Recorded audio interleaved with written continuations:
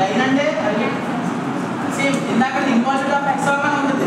అర్థమైందా? స్ట్రింగ్ అనుకున్నా లైన్ అంటాడు అంతే. వితౌట్ స్లిప్పింగ్ అనగానే మనకి సైక్లోయిడ్ అనుకోగలరు. సైక్లోయిడ్ మనకి ఓన్లీ సర్కిల్ మాత్రమే రోల్ అవుతుంది. ఓకేనా? కానీ ఇక్కడ హెక్సాగన్ అన్నాడు. హెక్సాగన్ చుట్టూ లైన్ రోల్ అవుతుంది అంటాడు. అంటే ఇది ఏమవుతుంది మనకి ఇన్వాల్వ్డ్ ఆఫ్ హెక్సాగన్ అవుతుంది. రాసుకో.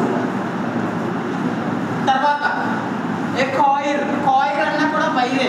ఒక wire is unwound from a drum. Drum అంటే షేప్ ఉంటుందా సర్కిల్. ఒక డ్రమ్ చుట్టూ ఒక వైర్ ఎలా చుట్టుకొని ఉందంట.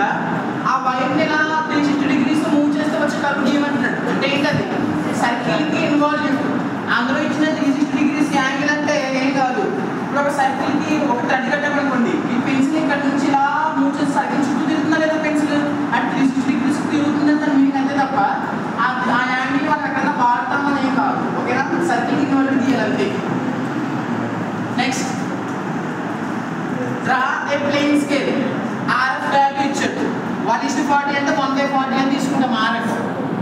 ఆ స్కేల్ ఏమైనా చూపించాలంట మీటర్స్ డెసిమీటర్. ఇంకోటి క్లారిటీ తెచ్చుకోండి. ఫస్ట్ మనం ప్లేన్ స్కేల్ గీయాలి అంటే ఆ క్వశ్చన్లో 2 రకాల డిఫరెంట్ యూనిట్స్ ఇవ్వాలి. 2 యూనిట్స్ ఇవ్వాలి క్వశ్చన్లో ప్లేన్ స్కేల్. ఒక యూనిట్ ఇచ్చి స్కేల్ గీయమని చెప్పి అది ఏ స్కేల్లో చెప్పకపోతే డయాగ్నల్గా గీయాలి.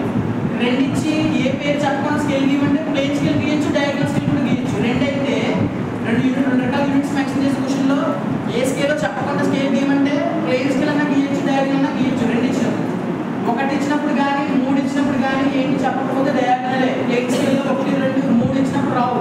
2 ఇచ్చినప్పుడు ప్లేన్ స్కేల్లో గీయగలరు. అర్థమైందా? సో ప్లేన్ స్కేల్ అన్నాడంటే ఖచ్చితంగా 2 ఇస్తాడు. Meter decimeters up to measure up to 8 meters చేయొచ్చు కదా. మనకి ఇచ్చిన RF into 8 meters చేస్తే ఒక లెంత్ వస్తుంది.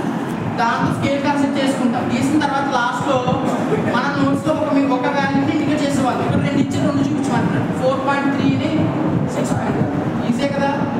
Next 25 construct scale to be used with a map.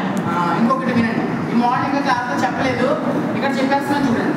మనకి క్వశ్చన్లో 2 రకాల యూనిట్స్ చెప్పి ఆ 2 యూనిట్స్కి మధ్యలో ఈక్వల్ టు కానీ లేదా రిప్రజెంటెడ్ బై అని కానీ ఉంటే 2 యూనిట్స్కి 2 వాల్యూస్కి మధ్యలో ఈక్వల్ టు కానీ లేదా రిప్రజెంటెడ్ బై అని కానీ ఇస్తే ఆ రెండింటిని యూజ్ చేసుకుని RF కట్టాలని దాని మీనింగ్. అర్థమైందా? ఇప్పుడు 1 centimeter = 500 meters అని ఇచ్చారు కదా. రెండింటికి మధ్యలో